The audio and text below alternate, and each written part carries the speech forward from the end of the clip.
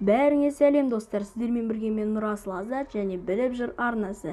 Бүгінгі видеода бізде жаңа рубрика болмақ. Ал ендеше кеттік.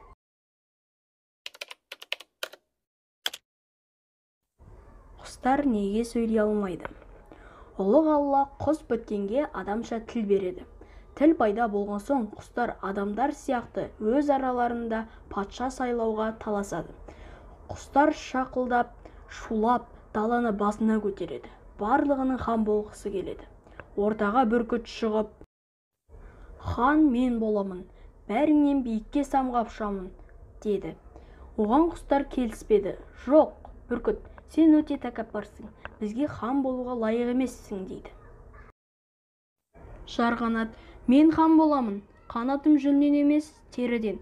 Құстарға құспын деймін, аңдарға аңмын деймін, бәріңнен ерекше жаратылғанмын, деді.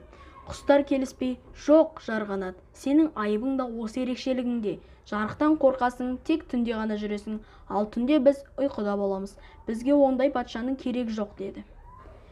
Көкек, әу құстар, ендеше мен хан болайын, деді. Құстар оған да жабылып, сенің үйің жоқ, я күйің жоқ. Балаларыңда әр ұяда бір туасың. Бізді жетістірмек түгіл, алдымен үйіңді келістіріп ал, депті. Қарға тұрып, мен хан болайын, деді. Құстар оған да, сен Нұх пайғамбарды алдап кеткенсің, саған қалай сенеміз, деді. Болмағасын ең соңында шықылықтап торғай шығады. Ақыры лайықты құс табылмады, бәріңде сын да бар, мін де бар. Ендеше мен хан болайын, денем кіші демесең, менен әділ патша таппайсыңдар, деді. Құстар, сен Ыбырайым пайғамбардың отын үрледің, сенімнен кеткенсің, бізге патша бола алмайсың, деді. Осылай құстар бір-бірімен таласып жатты. Әр құс өзін хан сұнса, құстар жамырап қарсы болды. Құстардың тартысып, таласып жамырғаны сонша дауысы көктегі періштелерге жетіпті. Сосын ұлық Алла ренжіп, ақыры бір-біріңмен тіл табыса алмайды екенсіңдер. Онда тілдеріңді алам, сөйлемей-ақ шықылықтап жүре беріңдер. Араларыңнан хан да шықпасын, әркім өз басына патша болсын, деді. Сол кезден бастап құстар адам сияқты сөйлеуден қалады екен.